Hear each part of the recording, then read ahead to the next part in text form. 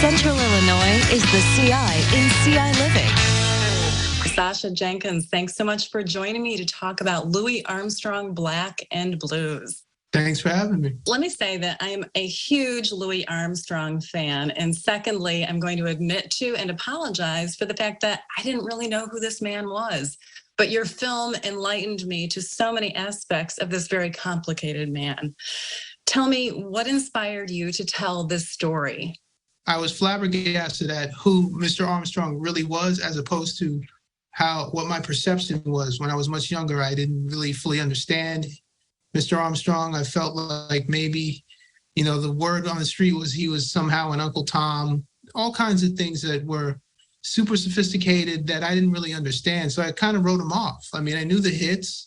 He was a jazz guy, and that was it. What else? What do I know about Louis Armstrong? But when I did the research and started to unpack who he was, it was just such a phenomenal story. And he's basically been in plain sight for so many years. His influence is so strong and looms over us every day of our lives. And no one had really told the story in the way that I wanted to tell it. So when I had the opportunity, I jumped at it. Let me kind of piggyback off of what you just said. You didn't really know who this man was either. You had a preconceived notion of who he was. Where did you get that information from? Just kind of something on the street that you had heard, or parents, or where did that come from? Well, as a young African-American sort of looking for his identity in the 80s, the way that he carried himself, or the way he was described in terms of how he carried himself, his facial expressions, how he performed, in my infantile sort of knowledge, it came across in a way that didn't feel very pro-Black, as silly as that sounds today. But again, I didn't have the information. I was caught up in hip hop and other things that were more contemporary at the time. And I just simply didn't have the knowledge that I have today. The access that you have to all the archival footage, and then those audio tapes that bring Louis back to life. Tell me about gaining access to those, how you acquired those. Yeah, Mr. Armstrong made these recordings at home. He had a reel-to-reel tape that he would travel with, and at home when he'd have conversations with himself, conversations with friends and family. So he left all of his worldly items to the state of New York, and eventually the Louis Armstrong House Museum has all of his tapes. So we gained access through them, and it's really amazing to hear Mr. Armstrong in his own voice and his own words. Oh, and it's the foundation of it's the foundation of the film. Because when you can hear Louis Armstrong in his own words, who else do you really need to hear from? Very good point. And you do paint a picture of the real Louis Armstrong, or Louis, one that we don't really know. We can feel his sadness and his anger, his frustrations that I don't think anyone was really privy to unless you knew him personally.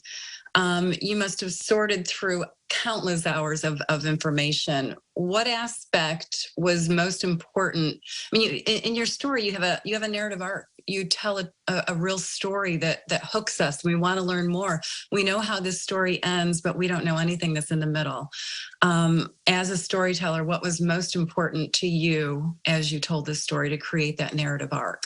Well, he is such a superhuman character, so abnormally talented, just a next level talent, that you forget that he's a human being. So I wanted people to see that this guy's a real guy with real feelings and emotions and real opinions on the way things were in America, particularly for African Americans. I think that, he was an older man at the time of the time of civil rights, and while people are marching in the streets, Louis Armstrong wasn't marching in the streets. It doesn't mean that he didn't care about what was going on, or didn't have a heart, or didn't want to weigh in. But, he's not going to go and get wrapped in the mouth with a blunt instrument, speaking his mind. And so he spoke his mind through his art and sometimes through his opinions behind the scenes, but also at a certain point, he wasn't happy with the way things were going with schools being integrated down south. And so he spoke out against Eisenhower, which was a very controversial thing for him to do. So